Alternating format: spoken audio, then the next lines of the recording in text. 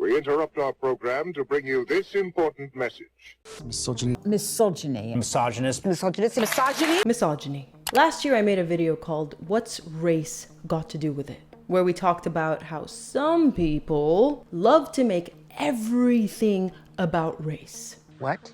They get criticism for their appalling behavior. You humans are all racist. They get mildly unfavorable coverage in the press. You humans are all racist. They fail to get crowned as the Queen of England. You humans are all racist. But as I said, this was a topic for last year. Today, we're going to tackle misogyny.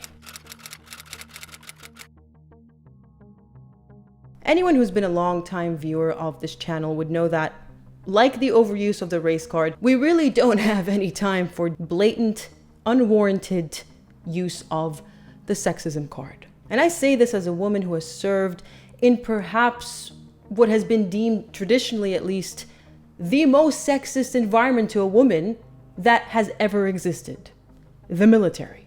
Now, sexism can go both ways in the sense that men can use the card and women can use the card, but let's be honest here. When do we ever hear of men hiding behind their sex whenever they're called out for bad behavior or even criminal misconduct? Sure, you'll get the Tiger Woods and the like who love to pretend that their string of infidelities was simply the nature of the beast. You know, boys will be boys, men are compelled to spread their seed. Basically, men can try to use a sex card, but it rarely works. The same, however, cannot be said of women. And some women know this, and boy, do they take advantage of that. Normally, I'd make a disclaimer.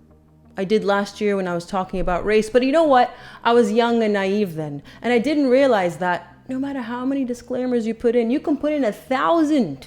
People will still find a way to get offended, will still find a way to misunderstand you, will still find a way to take your words out of context and attack you in the comment section. So I'm not going to bother this time, but I will remind you that if you attack me, a woman, then know that by doing so, you will be a hypocritical misogynist because I'm a woman and I couldn't possibly do anything that warrants valid criticism.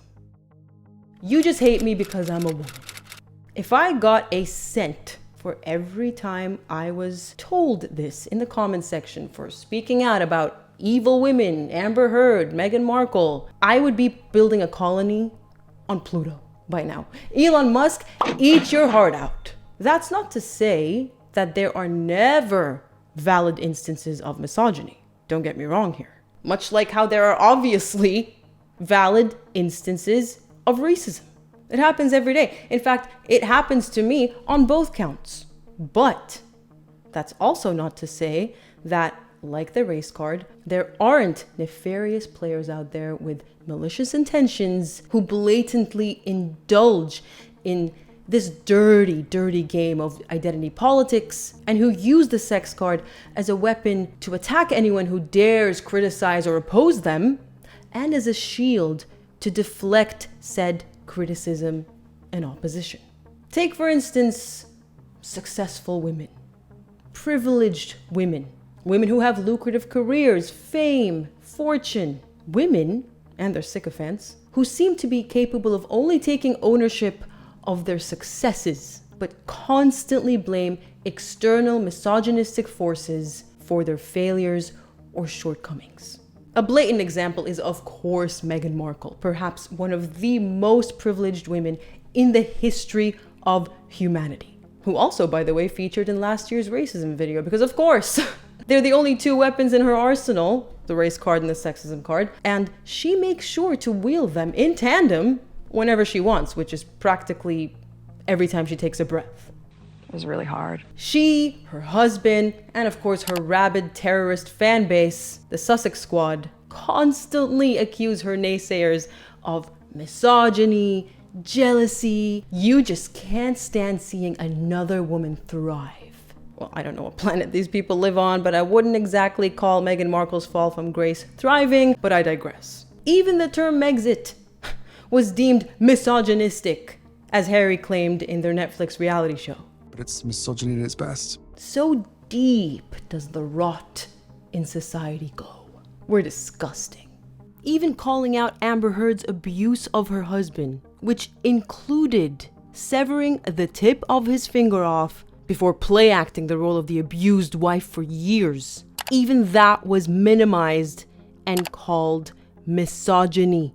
But of course, this juvenile and reductive rhetoric isn't restricted to the Amber Heards and the Meghan Markles and the Jada Pinkett Smiths and any other problematic woman I've covered on this channel. It extends to anyone who's like-minded, famous or not. Like British TV personality and unabashed Meghan Markle fangirl, full-time Catherine Princess of Wales hater, and professional race baiter Narinder Kaur.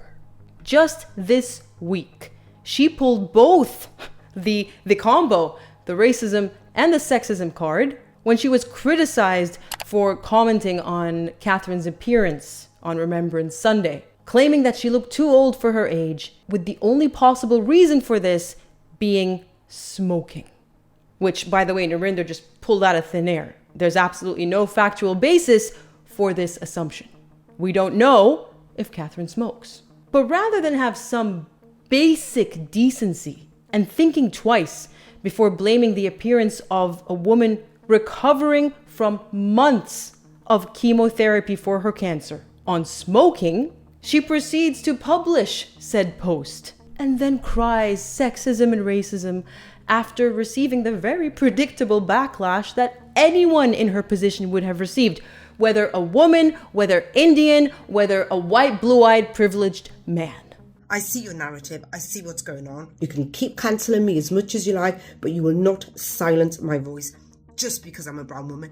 And it is that, and you will never convince me otherwise. It's funny how people keep forgetting all the hate Piers Morgan gets whenever he criticizes Meghan Markle. I'm no Piers Morgan fan, don't get me wrong. But last I checked, he's a blue-eyed white man.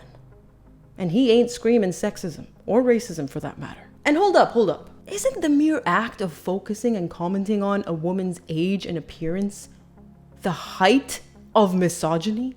You seriously can't make this up. Apparently, she's been receiving a lot of nasty comments for this, and I would never condone that because I don't believe in sinking down to their level. And I say this despite the fact that there are hundreds of tweets, a few of which are now displaying on the screen, clearly showcasing her deep-seated hatred for not just Catherine, the Princess of Wales, but the entire white royal family in general. Narinder even liked and retweeted a tweet that some Catherine hater posted and hashtagged KK Kate. Isn't that funny? How those who scream racism and sexism turn out to be the most racist and sexist among us? So this woman can dish it, but she clearly can't take it. And you'll find that's a common theme with this ilk. Meghan Markle being a prime example. She can bully, allegedly, I have to say allegedly, it hasn't been proven, but she can allegedly bully her staff to tears and PTSD, but as soon as people criticize her on the internet, rightfully so, for all the damage that she has done, she claims to be the most bullied person on the planet. The bulk of the bullying and abuse that I was experiencing in social media and online was when I was pregnant. And to the point of her accusing everyone of misogyny, pray tell us, because I'm very confused, how the very people who are defending Catherine, a woman, last I checked, are also misogynists at the same time. Am I missing something here? Someone please help me explain this. No wonder she's a Meghan stan. She's cut from the same attention-seeking, self-victimizing, race-baiting cloth. And by the way, Narinder, aren't you in your 50s? You're literally the same age as my mother. It astounds me the lack of maturity and self-awareness at your grand age. And I'm not trying to be ageist here, but 52, you're no spring chicken, you've been around. And same can be said for Meghan, 43. So was that Lydia Thorpe from Australia who harassed and yelled at King Charles, 51, I believe. When are these people going to grow up? I mean, to be honest, when you think about it, it actually makes perfect sense. Hear me out. If you live your whole life believing in your own perfection because you're a woman and you can do no wrong, and firmly believing that anytime you are criticized, anytime a mistake or bad behavior or even criminal misconduct on the part of some women is called out, that is a result of misogyny. If you live your life that way, then of course you're going to be an immature 50-something-year-old.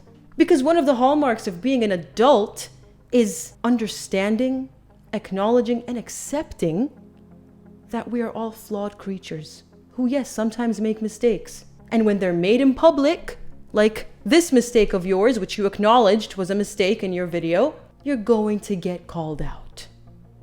And your gender or your race have nothing to do with it. And for those people who have been leaving racist slurs, if true, because I haven't seen any, that's disgusting. And I would never condone that. Valid criticism helps us learn and grow. But how on earth is anyone meant to learn or grow when they believe that they're beyond reproach simply because of their biological sex? It's really concerning how widespread this rhetoric and these beliefs have become. It's almost like a pandemic, from your local offices all the way to presidential campaigns. Anytime a woman doesn't do well, there will always be a segment of society that will pin it on misogyny. But when these same women succeed, and they get that promotion, and they get that trailblazing career, and they make that coin, suddenly, it's down to their competence.